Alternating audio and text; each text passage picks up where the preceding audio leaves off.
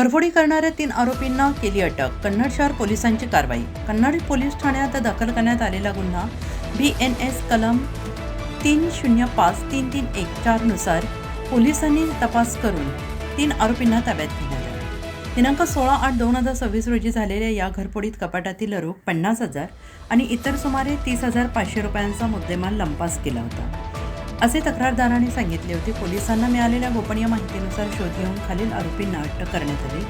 अरबाज काल्या फिरोजशाह वय वर्ष 21, तौफिक आरिफ पठाण वय वर्ष 23, नौशाद जाकीर शेख वय वर्ष 26, राहणार टिळकनगर कन्नड यांना ताब्यात घेतलं आहे. त्यांच्याकडून चोरी केलेले नगद रुपये 30,500, गुन्हा करताना वापरण्यात आलेली मोटरसायकल किंमत अंदाजे 30,000, एकूण 60,500 रुपयांचा मुद्देमाल हस्तगत करण्यात पोलिसांना यश आलंय. आरोपी यापूर्वी पण अशा गुन्ह्यात सहभागी आहेत असे आढळून आले आहे.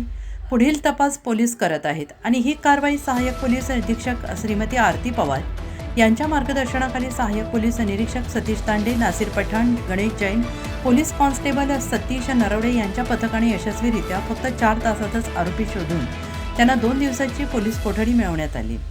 पुढील तपास कन्नड शहर पोलीस ठाण्याचे सहाय्यक पोलीस निरीक्षक पठाण हे करत आहेत. कन्नड प्रतिनिधी रायभान साळवे.